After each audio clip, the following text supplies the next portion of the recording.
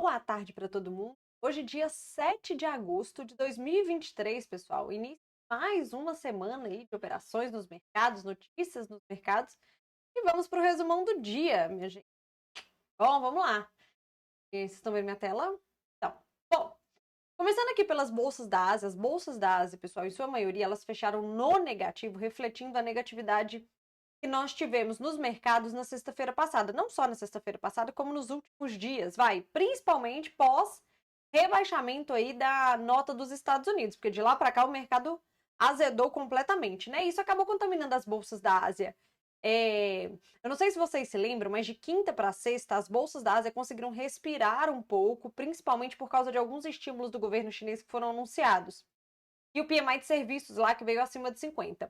Porém, na sexta-feira, com o mercado no negativo na Europa e na América, na hora que a nova janela de negociação das bolsas da Ásia abrem, elas acabam refletindo essa negatividade e devolvem a alta bem pequenininha que elas tiveram de quinta para sexta. Então, as bolsas da Ásia aí, elas fecham no negativo sem nenhum drive específico. Vale lembrar, eu até mostrei para vocês na agenda econômica que essa semana nós temos vários dados que vão sair, dados importantes, né, que vão sair lá na China, como por exemplo, hoje à noite, balança comercial e amanhã à noite o CPI e o PPI, tá? Então o mercado ele fecha negativo na Ásia, mas também não é nada muito catastrófico não, tá? Eles vão ficar em compasso de espera aí, principalmente para os próximos dias, que nós temos drives de indicadores econômicos na China, nos Estados Unidos e, bom, especificamente aqui no Brasil também, mas a gente não faz preço na China. Mas de qualquer forma, bolsas na Ásia no negativo, tá? Commodities, minha gente, hoje pela manhã elas estavam, o minério de ferro em específico estava bastante negativo, tá? E ao longo do dia ele recupera parte desta queda, o que acaba salvando inclusive as ações da Vale no dia de hoje, que elas tinham tudo para ficar bem negativas por conta da negatividade do minério de ferro, porém na hora que o minério de ferro vai respirando ao longo do dia, a Vale vai a reboque, ok? E o petróleo, minha gente, o petróleo ele tá levemente negativo aqui, mas nada demais. Vale lembrar que essa semana nós temos o relatório mensal da OPEP e da Agência Internacional de Energia, que é lá dos Estados Unidos. Então, eles vão trazer informações sobre expectativas de demanda, expectativas de produção, e isso pode fazer preço no petróleo e gerar volatilidade nessa commodity. Ponto em específico aqui, que hoje de manhã o petróleo estava no positivo, porque o que acontece? A Ucrânia ela acabou bombardeando um petroleiro russo que estava passando lá no Mar Negro. Isso desencadeou uma leve, pelo menos momentaneamente, uma alta do petróleo, minha gente, porque o mercado naquele momento colocou em xeque se aquela rota em que passa muito petróleo exportado pela Rússia seria interditada e seria atacada pela Ucrânia aí na guerra que está tendo entre a Rússia e a Ucrânia. Mas de qualquer forma, ao longo do dia, o mercado se acalmou para essa commodity e ele acabou fechando, levemente negativo, mas bem dentro da estabilidade. Ok? Bom, se a gente vem aqui, minha gente, para as bolsas da Europa, as bolsas da Europa elas fecham levemente negativas. O único drive que nós tivemos por lá hoje foi a produção industrial da Alemanha, que veio ruim, bem ruim. Isso é feito de uma política contracionista, né, de uma alta taxa de juros que o Banco Central Europeu tem mantido por lá para controlar a inflação e que tem impactado, né, muito mais a indústria do que os serviços. Inclusive, assim, o combate à inflação tem sido muito mais por causa do setor de serviços, não só na Europa como no mundo, e a indústria tem sentido bastante. Então, assim, a Alemanha, que é, né, o carro-chefe da Europa ali, tendo a produção industrial tão ruim como veio, acaba impactando negativamente nas bolsas, mas de qualquer forma elas fecharam levemente negativas, tá, minha gente? Não foi nada de muito exagerado.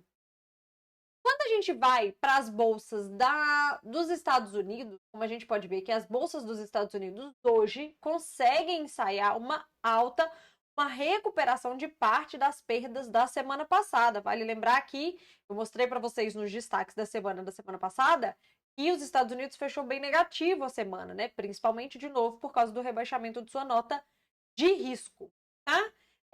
Só que hoje ela consegue ensaiar uma alta e uma alta considerável até, né? Tanto a Nasdaq, que fecha com mais de 1% de alta, nós temos o Dow Jones também, na verdade, quase 1% de alta, né?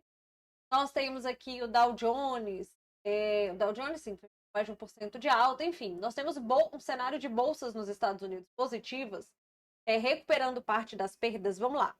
No final de semana, nós tivemos divulgado o balanço da Berkshire, que é aquela empresa do Warren Buffett, que é um dos maiores investidores do mundo, escreveu vários livros, vocês provavelmente já ouviram falar desse nome. E o balanço veio muito, muito, muito bom. Isso acabou corroborando aí para a recuperação das bolsas dos Estados Unidos hoje. Vale lembrar que hoje, no final do pregão, tem o balanço da Disney, tá? E além disso, minha gente, hoje nós tivemos falas dos membros do Banco Central americano. E na fala deles, eles não trouxeram nada de novo que pudesse estressar ou irritar o mercado de alguma forma, tá? Eles reforçaram que, a depender dos dados, vai ser necessário subir os juros ou manter os juros em nível contracionista tempo suficiente para que a inflação possa ser controlada e que corte de juros vai começar a se pensar somente no ano que vem. Enfim, então eles falaram mais do mesmo, mais do que o mercado já sabe. Então isso não trouxe aí nenhuma volatilidade em específico para as bolsas dos Estados Unidos, que conseguiram manter esta alta por lá, ok? Bom, vindo aqui para o Brasil, minha gente, aqui a gente fecha praticamente dentro da estabilidade, a gente até estava um pouquinho mais pesado ao longo do dia, mas a gente acaba recuperando parte dessa perda e fecha bem levemente negativo, ok, mas bem dentro da estabilidade, aguardando drives que estão por vir essa semana, tá bom? Nós temos a ata do Copom que vai sair amanhã. Nós temos o IPCA e o IBCBR que vai sair na sexta-feira e a inflação nos Estados Unidos na quinta-feira, tá? Então nós temos drives em específico que fez com que a nossa bolsa ficasse praticamente dentro da estabilidade com volume negociado por aqui bem baixinho, tá? Vale só recapitular em relação a Brasília que o arcabouço fiscal ele foi tirado da pauta dessa semana pelo presidente da Câmara, o Arthur Lira, como uma forma de pressionar o governo pela reforma ministerial, já que não existe almoço grátis em Brasília. E para pressionar ainda mais, eles já pautaram a LDO. O que acontece? Para montarem e aprovarem o orçamento do ano que vem, gente, eles precisam que o arcabouço esteja aprovado. Por quê? O arcabouço, da forma como ele foi desenhado, ele permite que o governo gaste mais no ano que vem. Isto se comparado à última regra que nós tínhamos, que era o teto de gastos. Então, assim, se a LDO não... Se o arcabouço fiscal, o projeto do arcabouço fiscal não for aprovado, qual é a lei que está em vigência? O teto de gastos. E o teto de gastos, ele obriga o governo a gastar menos do que ele planeja no ano que vem. Então, ele precisa que o arcabouço fiscal seja aprovado para depois a lei de diretrizes orçamentárias, ou seja, o orçamento, o plano de orçamento dele para o ano que vem, seja aprovado, necessariamente nessa ordem, porque senão ele vai ter que cortar muitas despesas que ele está prevendo no ano que vem, se for pela regra do teto de gastos. Então, o que a Câmara fez? A Câmara pautou aí a LDO para dar essa pressão para o governo de que, olha, se vocês não fizerem exatamente a reforma ministerial que nós estamos planejando, que eles consideram que o presidente Lula está enrolando e demorando um pouco para tomar essa decisão, nós vamos aprovar a LDO sem arcabouço fiscal e vocês vão ter despesas cortadas para o ano que vem. Essa pressão está acontecendo lá em Brasília, e isso tem que se desenrolar até o final do mês de agosto. Ok? Então nós vamos acompanhar isso daí, mas por enquanto só estou trazendo a notícia aqui para vocês, não fez movimentação, não fez preço no mercado, nem nada disso. Ok? Deixa eu ver se faltou mais alguma coisa. Sim, agora no final do fechamento da nossa bolsa vai sair o balanço do Itaú, que pode contaminar positivamente ou negativamente o setor bancário, como aconteceu com o Bradesco na sexta-feira passada. Ok, minha gente? Então nós tivemos bolsa praticamente dentro do 0 a 0, praticamente dentro da estabilidade no 0 a 0, levemente negativa, e o dólar, minha gente, no mundo todo, assim, praticamente todos os pares de moeda, dólar no positivo. Aqui não foi diferente, tá? Por fim, apenas para fecharmos, hoje saiu o Boletim Focus, e o que eu tenho para ressaltar para vocês em relação ao boletim foi a revisão do IPCA. Desculpa, a revisão da taxa Selic. Por quê, minha gente? Qual era a preocupação do mercado? O que eles queriam olhar no Boletim Focus no dia de hoje? Bom, dado o corte de juros um pouco mais agressivo na semana passada pelo Banco Central brasileiro, o mercado queria ver se as expectativas do Boletim Focus iriam se desancorar, achando que a decisão foi muito mais política do que técnica, tomada pelo Banco Central brasileiro na semana passada, ou se não, na verdade, sim, o mercado entendeu que tecnicamente um corte de 0,5 era pertinente, isso não vai desancorar as expectativas de inflação do país, né? Não vai piorar o cenário de inflação do país. tá tudo certo, então nós vamos manter as expectativas em queda, queda da taxa de juros, queda da inflação,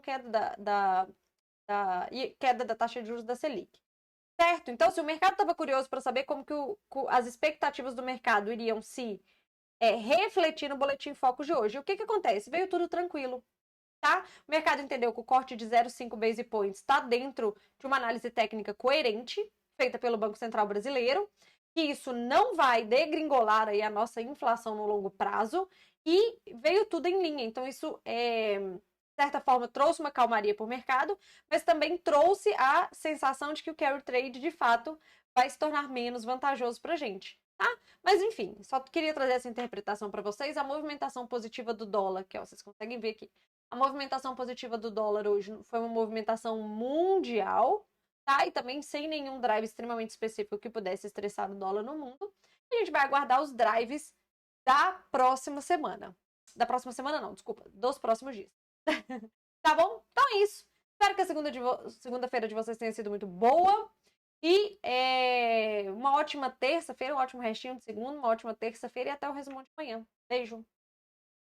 Sim, amanhã última aula aí do nosso curso para assistir, tá bom? E se gostaram desse conteúdo, já deixa o like aí pra gente ficar sabendo. Obrigada, beijo.